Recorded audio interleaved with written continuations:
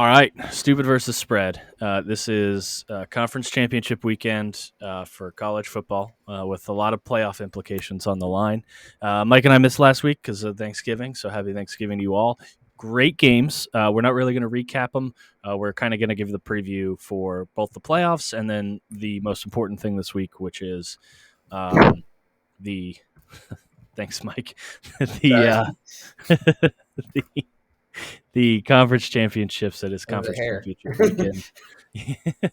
There is no other college football left after this week aside from bowl games in the playoffs, with the exception of the Army-Navy game, which we'll do that in a bowl preview. We'll probably toss in the Army-Navy game there.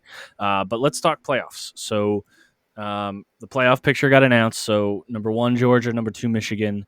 TCU is 3, having kicked butt all week, all year, and then USC is 4, followed by the following in order: Ohio State, Alabama, Tennessee, Penn State, Clemson, Kansas State, Utah. Really, as far as the playoff picture, there's not too many scenarios left. So the 3 undefeated teams being Georgia, Michigan, and TCU in that order, and then USC having lost to Utah, who they play this week. There's a couple scenarios where some of these teams shuffle around, others where they don't make it. But as we'll kind of discuss as we talk our picks, Georgia, Michigan, TCU, all heavily favored this week, and USC is favored, but not as heavily by point spread. But most of these teams, at least Michigan and Georgia, I think have secured almost certainly a spot in the college football playoff. Mike, I want to argue that I think TCU, regardless of outcome, really has secured their own spot as well. What do you think?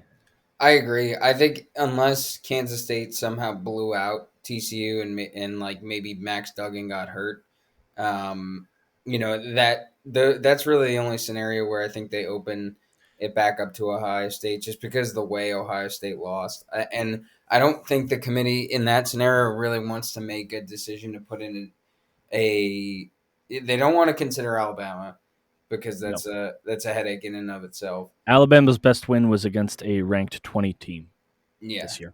yeah. I think that would be name recognition, but they certainly don't want to put Ohio State in because of the way that they looked against Michigan. So I think unless something really catastrophic happens for TCU, I think even if they lose a close game against Kansas State, a team they already beat, the committee's just going to look past it and put them in.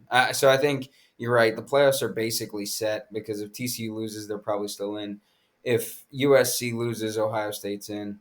And then if USC wins, if USC and TCU win, they're both in. So I think it's pretty much a foregone conclusion how this goes. Do you have an argument to put USC in with two losses over Ohio State. Ohio State? I think that only comes into play if like there's like a Saints Rams CJ Gardner or Gardner Johnson pass interference sort of like call that robs USC of a win against Utah this weekend. Like I think if it's a straight up win for this and for Utah and USC loses to the same team twice, they're going to put Ohio State in despite how they lost, and they'll just throw them out there to get steamrolled by Georgia. Yeah, so the only way I see TCU not making it truly is if they lose by more than 2 touchdowns and there is like multiple catastrophic injuries, which obviously no one wants. Like, I don't see a world in which you could say that a 1-loss TCU isn't deserving to get in, regardless of what happens with USC and Ohio State. And I certainly, if USC loses, I think TCU is in regardless of what they do. If USC loses, I certainly think Ohio State deserves that spot. I'm kind of the opinion that they maybe should get it anyway. My only real qualm with that is that USC has played a gauntlet of teams, and the Pac-12 really this year has beaten themselves up a little bit internally. So it is fair to say that USC is in the spot that it is in correctly right now. I think the strength of schedule wise, USC has played teams like UCLA, Utah, some other difficult Oregon. There's a lot of very, very good teams within the Pac-12. So I think their strength of schedule right now, if you're an Ohio State fan, if you look at it objectively, um, I think you can understand why USC with one win, regardless of championship weekend coming up, is in over Ohio State because they have beaten, a 16 ranked Oregon State. They have beaten, a Cal team that was very good, 17th ranked UCLA currently, a 19th ranked Notre Dame. Like they have accumulated the wins necessary to get to this point. And when you compare the strength of schedule, I truly do think USC has a harder schedule. Now, I also think it's fair that this championship weekend comes into play because I do think Ohio State really was in contention and in my mind still very much like a tough play. I think they could play Georgia very tough. Is really what it comes down to. Yeah, they could. I mean, I think more than Ohio. Like, oh, no, number one for Ohio State, don't lose to your biggest rival by 3 scores at home when you're a betting favorite. Correct. No, number two, don't drag ass in every game that you played before that for like 6 weeks in a row, and maybe you might be able to look past one loss. Um, but I think this is an accumulation of Ohio State just really not being the team that everybody thought they were supposed to be. Um, so no, Yeah, I don't have. I think USC deserves to be ahead of Ohio State. I do too. They've played a much tougher schedule. They have looked better doing it. They've looked more competent as a football team. They look interested in playing the sport. Um, so yeah, I think I would rather make the argument that a 2-loss USC should still get a shot over Ohio State based on the way that they've looked all year and just and I'll get to this later and we could transition to it now, but like Ohio State has a full program attitude problem that is I think manifested itself in a very ugly way against Michigan. Um, but yeah, I think so. I think, like I said, I still think the playoff scenarios are pretty much set. I definitely think TCU is still in no matter what, unless, like we said, something catastrophic happens, and then we'll sort of know whether or not there is a spot for Ohio State after Friday night. Right, and really, the reason you think about that TCU is not just because they're undefeated, but you have to look at who else would take that spot. If you were arguing that a TCU loss in the conference championship game should be disqualifying, because you have at best a average Alabama team that's not had great wins and that has struggled at times. Tennessee, Hendon Hooker's out. You can't put Tennessee in that position with the amount of losses they have, having lost their star quarterback. I mean, the best look you're going to get after that is either a Penn State or a Clemson, or unless you're arguing Kansas State should take that spot, which I don't think they should because No. they lost to Tulane. They've had a couple bad losses here and there. So it's really about the quality of team, and you're not going to put a G5 team in there because none of them have only one loss. So if you're looking at the board and you're looking at things, I don't think there's a world in which anybody but Ohio State plus those that are currently ranked in the top 4 deserve to be in a 4-team playoff game. Yeah. That's just my opinion. No. And I think you agree. Yeah, I think like so. If let's say hypothetically TCU had lost to Kansas State, I think we're still in the same exact spot we are now, minus TCU having the ability to lose again, because Right. Kansas State and TCU would still be playing a Big 12 championship game. TCU would just be in the same spot that USC is in, but they would probably still be ranked third and fourth. Maybe you flip them, and maybe USC's third there. I think both would have jumped Ohio State based on the way Ohio State lost this weekend. So we'd Yeah. probably be in the same or a similar spot anyway. So, Yeah. um, And unfortunately, because of how, the how the Big Ten is set up, there's two divisions, and Ohio State, Michigan are in the same division, so only one of them advances to the conference championship. So it's yeah, not like they get a redux on trying to beat Michigan a second time. yeah. So Like I said, I think that goes back to Ohio State. Like regardless of what they've done with their schedule or the win against Notre Dame at the beginning of the year, they haven't looked like a team. Michigan, you can tell, goes out to play college football games, win college football games, and lives every moment to beat Ohio State and make the playoff. Ohio State is a collection of very talented football players that look like all of the players are playing to make it to the NFL, and all of the coaches are coaching to attract the next player to replace the guys that are going to the NFL. There is a almost palpable lack of interest in playing with any sort of intensity that has killed them for the past 2 years now, and they don't seem interested in changing it. And it's the same thing that happened to them last year against Michigan. It happened to them this year again. And to be honest, the Ohio State fan base is finally showing in the past day or two some sort of life to say that we're not just satisfied winning in the spring when we're constantly in the top 3 in recruiting, and we watch the spring game and go, look at all these talented guys, and then nothing that happens in the actual season matters because we're still Ohio State, we're still a juggernaut. Like, if you just keep getting absolutely pushed around by your biggest rival, at some point you have to be pissed off about it. And it seems like after 2 years of it happening, the Ohio State fan base is finally pissed off enough to call for Ryan Day's job, because right now, like I said, it seems like there's a bigger interest in acquiring NFL talent from high school and producing it for the NFL than there is with winning.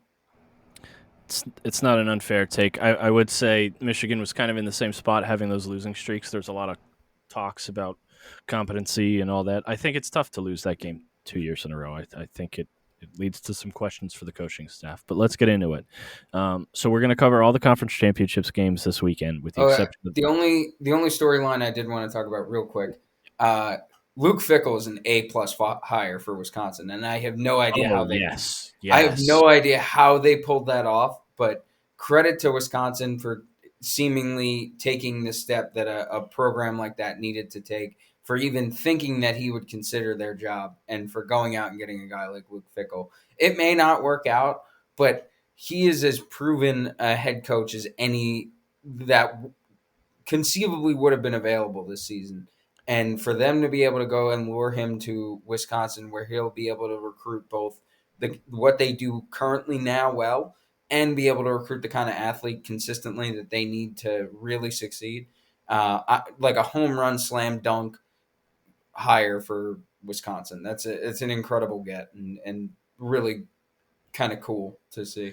Yeah, we'll cover all the changes. There's a lot of storylines we missed. There's the Willie Fritz stuff and all that. So we'll cover all that at the conclusion of the bowl season. I think we'll talk a little more about who's in. But I agree. I think Wisconsin knocked it out of the park with that hire.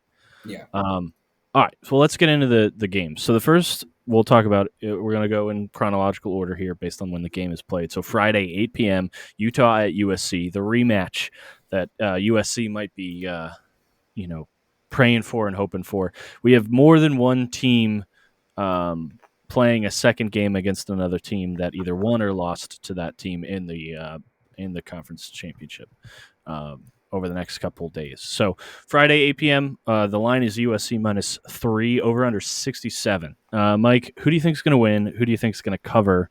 And how do you see this game going? I am trying to look up the injury report for USC. I think USC wins this game.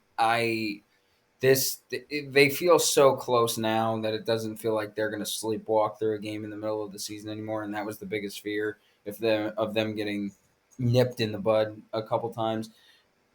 Utah has not exactly stormed to the finish line here. They had a good win against Oregon that sort of ended their season, but they've kind of been up and down throughout the second half of the year. Yeah, so Utah lost to Oregon by 3. They crushed Colorado. Oh, they lost that game? Yes.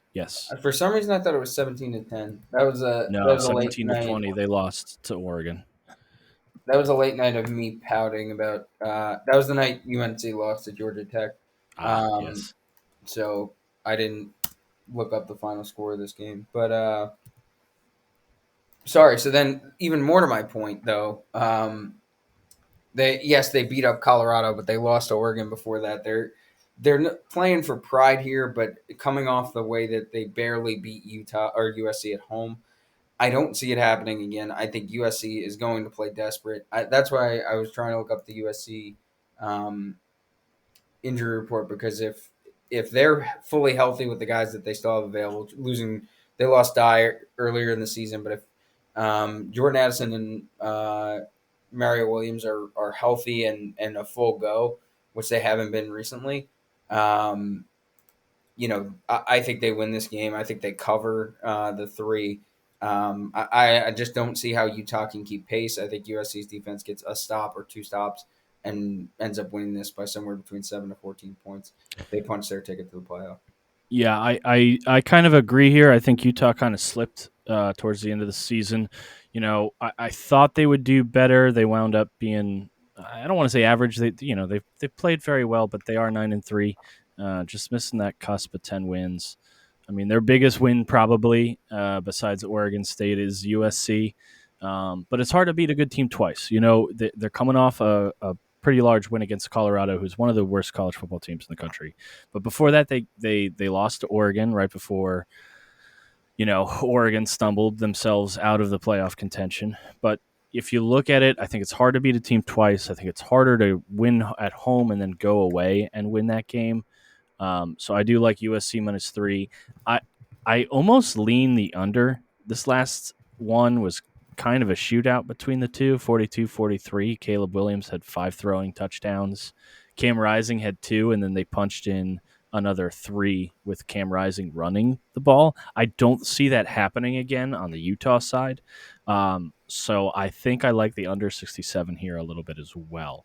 But I think it's, if there's one game that matters for the college football playoff, and you can only pick one that matters the most this weekend, it is this game, because if USC looks weak, there is a world in which they are eliminated. So I think they get up for this game. I think you're right. We'll go on to the next game, the Big 12 championship game, Kansas State at TCU. Another conglomeration of teams that have played each other in the regular season. So if you remember, TCU obviously won. They are undefeated. Earlier in the season, this was one of the big matchups that they were talking about. Kansas State lost by 10, 28-38. TCU is now only favored by 2.5. Both of those games were played. So this coming game is played at TCU, and then obviously the previous one as well was played at TCU. Mike, give me your thoughts on the Big 12 championship game. I think this is similar to the Pac-12 championship game, and then I think TCU shows up. I know they've already beaten Kansas State, so that aspect of it is different. But I think TCU there's no reason why, if they're going through what they've gone through to get to this spot this season, that they aren't going to walk into this game with a ton of confidence as the coronation of this incredible season that they've had. I get it. Kansas State's a tough team, veteran quarterback, good running back in Deuce Vaughn. In neutral site, this game was close last time. TCU needed one of their miraculous comebacks to beat Kansas State, and Kansas State looked really good in that game. But I think TCU right now, you saw it against Iowa State, a team that's not fundamentally, not fundamentally flawed. They play very tough, and TCU dog walked them. They're really focused right now. They're playing really well. And I think TCU wins and then moves on to a matchup with Michigan that I think is going to be really interesting in the playoffs. So, yeah, I'm taking TCU here with even giving up the points. I like them -2.5 when I drive to Virginia to place my legal wagers. I concur with you. I think -2.5 TCU is the play, and here's why. If you discount the Baylor game, TCU has not won by less than 2.5 points all season. They've won by greater than 2.5 points all season. So they beat Oklahoma State by 3 points. That's the largest margin or there's the shortest margin of victory aside from their 1-point victory over Baylor. So I think they've been a covering machine. They've been a winning machine. There's momentum's a real thing. People argue it's not. I think it is. I think TCU, especially the amount of confidence that they'll have, the amount of people that will be in that stadium. TCU, this is like the biggest day in their program, aside from when they get in that championship playoff game. So I think TCU minus 2.5 here. I also like the over a little bit. 62, it's a lot, but I think Kansas State's going to score a little bit. I think this will be a little bit of a shootout, but it should be interesting to see. Also, 4 p.m. Eastern, Mountain West championship game, Fresno State at Boise State. Mike, I'll let you go first because you said you had some plays for this one, and I'm curious to hear. Sorry, I think this is a 4 p.m. kick, right? Yes, 4 p.m. Eastern. Got it. I thought you said 12. Sorry. Nope. I have this game on my card, both on the spread and the total. Fresno State plus 3, and I'm going to go with the under here. The under is purely a Vegas play. Heavy bettors are 90% on the under, while the public is 88% on the over. The over makes sense, but the money's saying go under, so that's a system play. The Fresno plus 3, I can only presume is because right now they've been playing really well offensively. I think they've won 6 in a row, and that's why they expect them. Plus, if you're thinking the game's going to stay under, take the underdog. So I guess that's the logic there. These teams did play, and Boise won 40-20. So I don't know why Vegas is so heavily on Fresno, but I'm going to take it as another system play. 52% of the tickets are on Boise, whereas 84% of the cash is on Fresno. So I guess those two splits really jumped out to me in a game where neither of those splits really make sense when you look at them on paper. Right. So that's why this game's on my card in both directions, and that's why I wanted to talk about it. But I don't know that much about these two teams other than the last time they played, Boise State beat them pretty bad. And I know Boise State had a terrible loss against BYU. But besides that, I haven't really watched too much Boise State or Fresno State pigskin this year. But I am going to ride with the Vegas people. Okay. I don't hate it. I don't have a play for this one. I wasn't too in tune. I might trail on the Fresno plus 3 just because there's a lot of money on it, but we'll see. Okay, next one, the AAC championship game. So presumably the winner of this one will be crowned the best team in the G5. So UCF at Tulane. UCF and Tulane played each other at Tulane. UCF won by 7. In that time, UCF's quarterback has gotten a little injured. Tulane's kind of gotten on a little bit of a roll. They beat Cincy at home, broke their winning streak, and now they play at home again. Tulane's minus 3.5, over under 56.5. 4 p.m. kick at New Orleans. Mike, I'll let you go first. I'm gonna stay away from this game. I like UCF in this spot. I know that second time it's harder to, it's harder to beat a team twice. UCF did win the last matchup, but I think it's a little too easy just to say Tulane should win this game. They've been the better team all year. Should have played tough the first game. Should win this game. It feels like UCF maybe covers, and this is like a nail biter down to the end. But I'm not confident enough to play it. The only thing I will say about UCF is they look great against USF last week, who was terrible. Jumped out to a 28-0 lead, but then nearly gave the entire lead back, and we're only up by 7, I think, in the fourth quarter. Correct. So not a great look for UCF to finish their season. Some might say they just started looking ahead, but I am not confident in either side enough to make this play. I think the play, though, if you're so inclined, would be UCF plus 3.5. I won't take it also because I'm not taking against your green wave. Yeah, so I took Tulane money line. This line has moved from -1 to -3.5. It opened at -1. I got a money line at -130.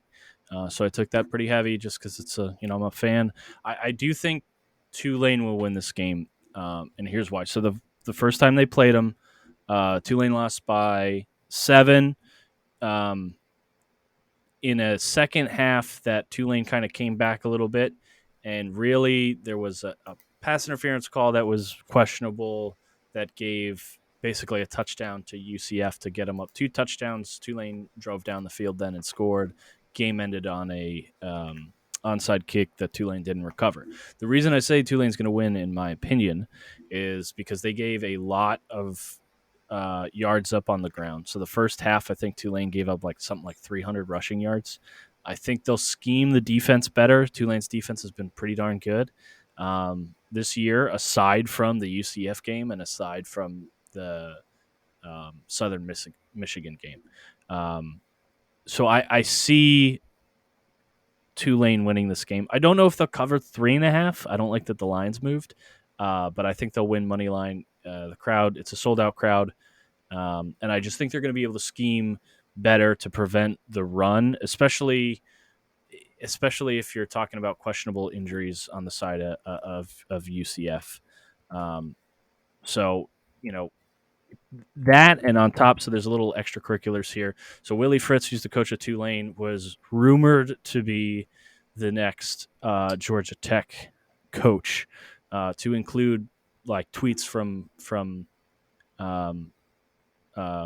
beat reporters saying that it was all but done, and then it got retracted. I think the players are fired up that Willie Fritz is going to stay. Tulane announced today that he is going to stay for next year, that his contract got renegotiated.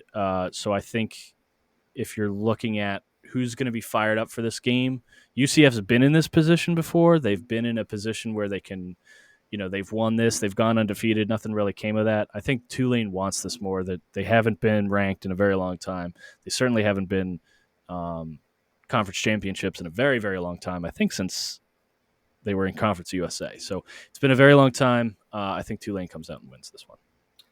The only other, so if you want some numbers that point in Tulane's direction, one, Tulane's not only 10-2, but 10-2 against the spread, which is very impressive. Secondly, the only team that's better is TCU this week. TCU is 11-1 against the spread. Tulane also, so there are PFF metrics here that are so out of whack that make me think that Tulane should win this game now. Just whether, I think you said it right, whether or not they cover maybe a different story, but UCF is power ranked 31st by PFF overall, whereas Tulane is power ranked 35th. That doesn't make sense, and here's why. Tulane has the 30th ranked power ranked defense versus the 67th power ranked defense for UCF, the 23rd power ranked offense compared to the 48th power ranked offense for UCF, and they've played the 87th hardest strength of schedule as compared to the 107th hardest strength of schedule for UCF.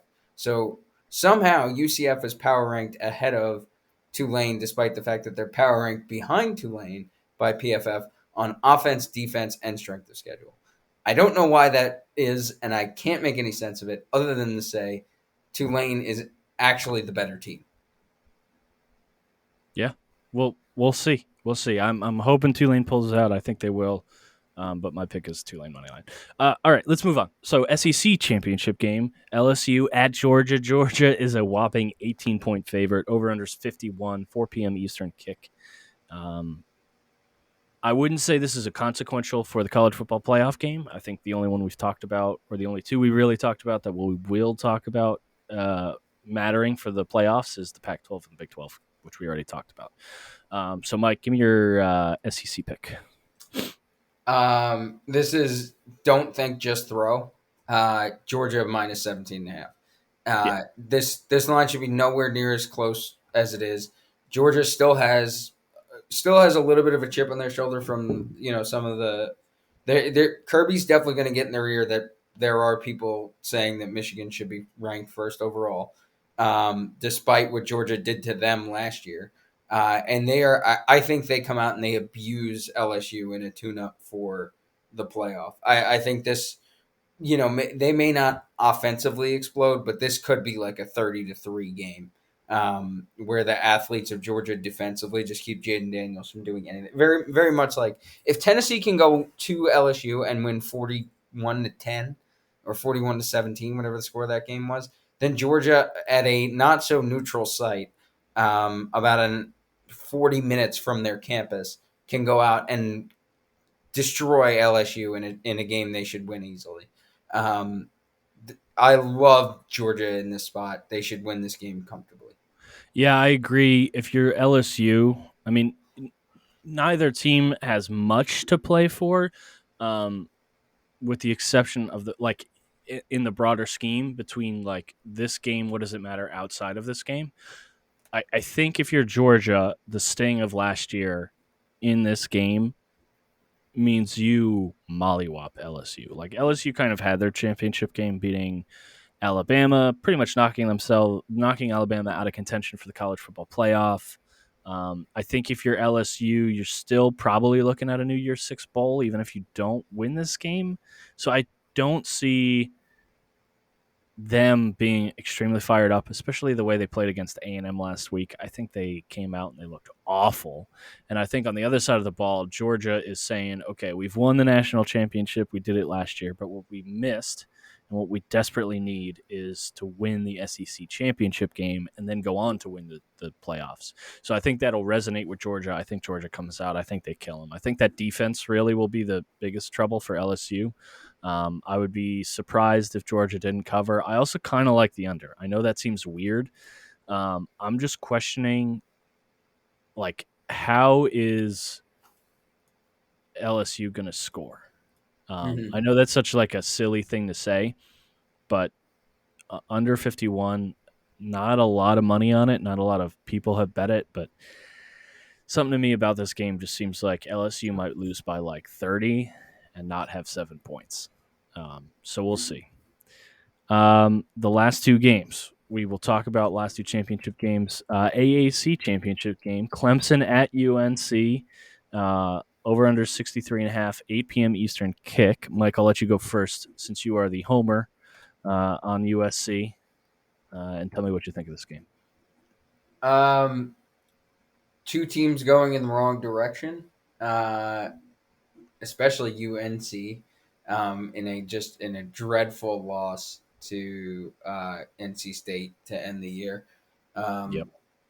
Maybe the worst 5 minutes you could possibly imagine, with UNC losing to Iowa State in the Phil Knight Invitational in college basketball. Not 5 minutes later, Yeah.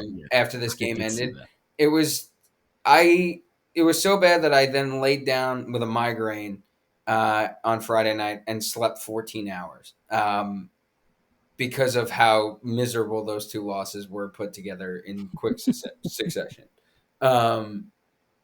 Just two absolutely brutal defeats, and not like soul crushing, but games you should have won. UNC basketball gave up 29 points to a kid who's averaging like 3 points a game. So that's why that one sucked. That's why they lost that game. And then UNC, obviously, the way that game finished in double overtime, just not doing the things you're supposed to do to win. Coming off the Georgia Tech loss, where Josh Downs dropped a wide open touchdown that would have won that game. Yeah, and if I can, and I don't mean to rub salt in the wound, but if you're looking at the college football playoffs as they stand now, and we know what we know now, if you go back to November 19th when they played Georgia Tech, if they win that game and then they come out and they actually beat NC State, UNC is in contention. They're in the top 10. Playoffs. Yeah, they're probably 6. I would say they're 6 or 5, right? Like, yeah. If UNC wins those games, we're talking about if TCU and USC both lose, do Ohio State and UNC jump them? Now, I don't think UNC is as good. Obviously, they didn't win those two games. I think the committee would have kept them behind Alabama, but they still would have been. I think top 6 is probably right. Top 7, I guess. Then it would be. No. So you have that with UNC. All Clemson had to do was show up and beat South Carolina, who's been so up and down this year, and they couldn't do it. And they got beat almost just as bad as Tennessee did. The score did not reflect what South Carolina was able to do against Clemson. Yeah. I mean, truly, like, credit to South Carolina single-handedly changing up the playoff like picture back-to-back weeks, beating Tennessee, and unfortunately Hendon Hooker got injured that game, and then going to Clemson and beating Clemson at home to essentially seal the deal that Clemson will not make the college football playoff. Yeah. So I really don't like my gut here says I don't know. Here's the fan in me says UNC should have more to play for in a rebound here, and the fact that they're not usually in this position than Clemson does playing an ACC title game, which they're very used to doing, but one that's absolutely meaningless. You would think that they're the team that's more likely to come out flat. So that's why I think, and I think these teams equally stink in odd but similar ways. Mm-hmm. Like the UNC's offense has been much worse the past two games than it's been all year. But normally, when the offense and defense, one's either playing well and the other one isn't, or vice versa. So when the defense is getting stops, the offense can't score. The offense will score, and the defense will give it right up. I think Clemson has a similar situation, but their defense has really been kind of disappointing for what they were built to be at the beginning of this year. Um, I would agree with their that. their offense the past couple games has just not lived up to any sort of billing that they started to generate momentum at the beginning of the year, then slipped, and then have just completely fallen back to what they were since. But there's also a chance that DJ doesn't play this game and Cade Klubnik plays, and he plays fairly well, and then Clemson, their defense does show up. So the fan in me goes with that logic to say North Carolina should be more motivated and should win this game. The logic here, the real logic, the easy logic, is that these two teams are not one score better than each other in either direction. So take the team that's getting 7.5 because this game should be like a 4-point game. Um, I Yeah, and Vegas agrees with you 70% of the money and less than 60% of the tickets. So there is an edge money wise in yeah, Sharps thinking that UNC is going but to win that game. just like why one of these teams is favored by a full score, I don't understand. Um, so that being said, I have UNC plus 7.5 on the card. I'm also going to take the under here. Like I said, North Carolina's offense has not been what it has been all year. The past couple weeks, their defense has actually played somewhat better, albeit against two offenses that kind of really suck, including NC State was on their fourth string quarterback.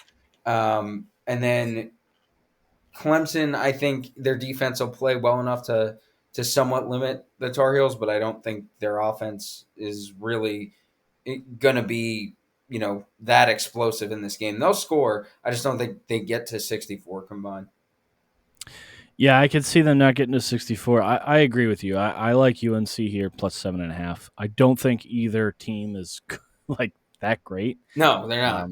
I think this is probably one of the more even matchups of the AAC championship game. So hopefully there's something there. But yeah, DJ has been playing awful lately. I mean, like truly, truly horrible against South Carolina, and this is probably a defensive game. So I like the lean on the under. I will ride UNC plus 7.5. I just don't understand why this is a more than a touchdown spread, basically. Ooh, he went 8 for 29 for Yes, 99 yards 99 yards. Yep, didn't break 100 yards. with a touchdown and a pick. It was bad. It was bad. And so really, the question is, does DJ even play? But we'll see. Is he a junior or a senior? Do you know? I forget. He has another year of eligibility. Okay. So he went after the Notre Dame ass kicking. He went 19 of 27 for 185 yards and a score against Clemson. Um, he also added a rushing touchdown, but Will Shipley had 100 yards and Phil Maffa also had 100 yards. So Clemson got that game done on the ground. Correct. And then against Miami, better completion percentage, 22 of 34, but still 227 yards, only 2 touchdowns and a pick in a game where they scored 40 points. So once again, he did add 89 yards rushing and a touchdown, but still, they won another game, 3 rushing touchdowns. They won that game on the ground. And then, obviously, we talked about last week. So even and Miami has effectively quit on this season, and Louisville's not great either. So when you talk about two teams that they've sort of, scored on, he's they've done it mostly running the ball, and that's against two defenses that don't really care. Now that's a problem for UNC because UNC hasn't been able to stop the run effectively, especially when they've needed to this year. But I think the bigger point is that even in the wins that they've had recently since the Notre Dame game, DJ has not played well, and when they've lost largely because of him.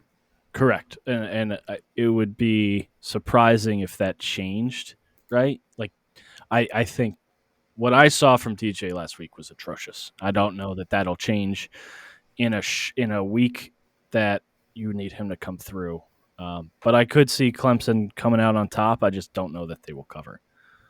All right, last game of the week before we get into bowl season. Big Ten championship game, Purdue at Michigan. Michigan coming off a monster win. I just want to take credit for saying, like, 2 months ago that they'd win against Ohio State. I was very right. I won a decent bit of money on that money line bet, which I definitely made. So, Mike, I have a lock of the week for this one, but I want to hear what you have first. Well, if your lock of the week is on the spread, I might jump on it with you, but It is not. It is on the over.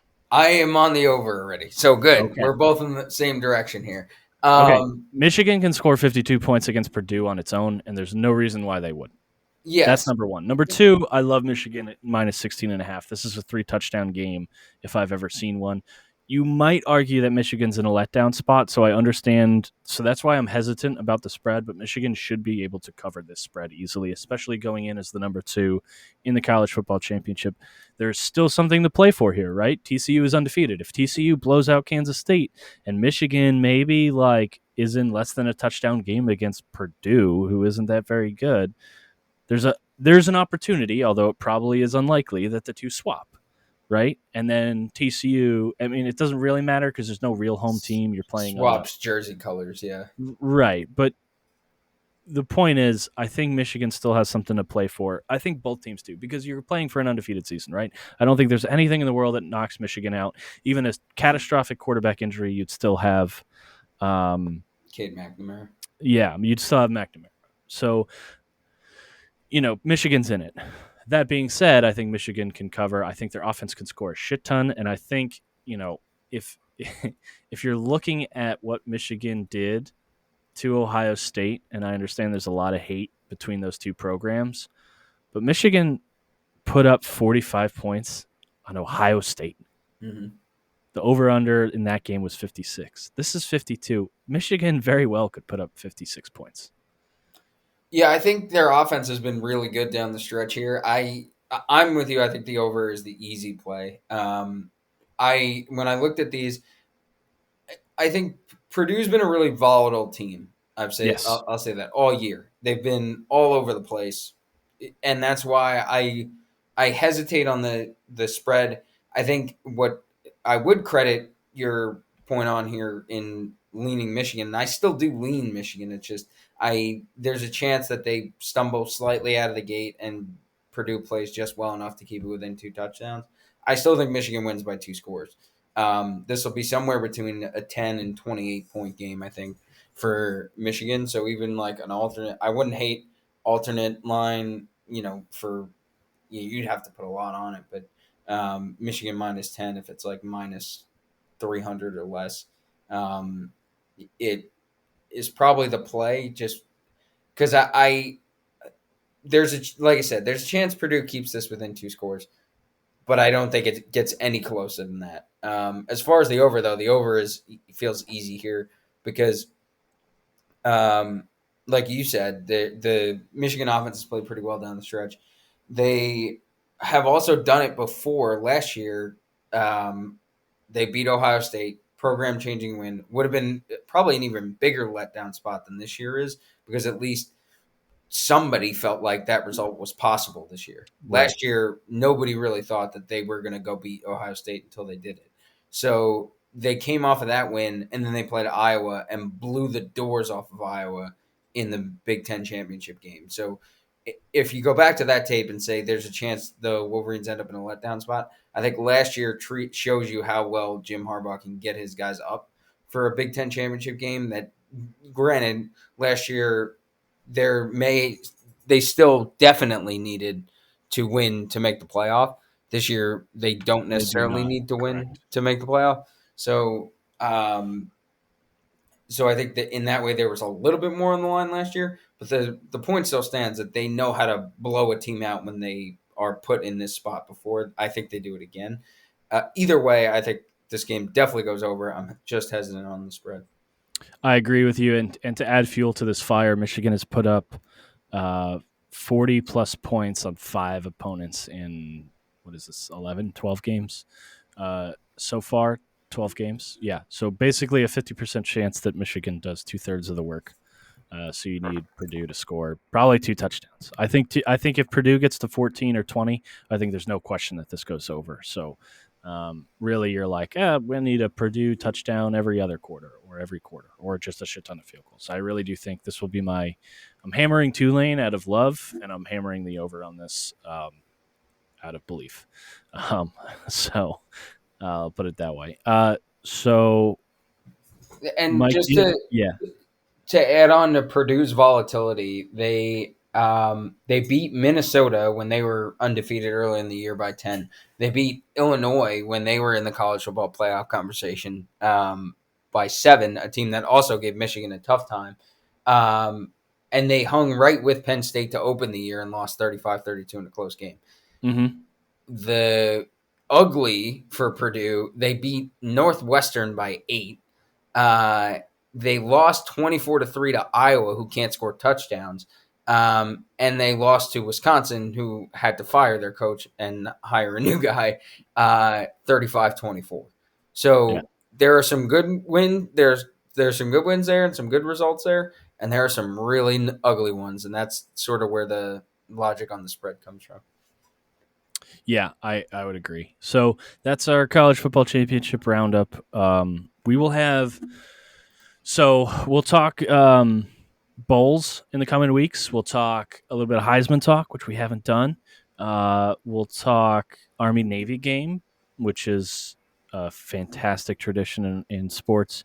We'll talk all of it next week as we start to preview our bowls and really get into the most important games of the season, which are the last games, right? The winners. So I'm Alex. That's Mike. Like and subscribe. Tune in for our college football show. We do it every week. We'll start to adjust the schedule here a little bit, and then NFL is still going strong. We do 1 episode a week talking about NFL, recapping, and then giving big storylines and talking about spreads, just like we always do. So like and subscribe, and thanks for watching.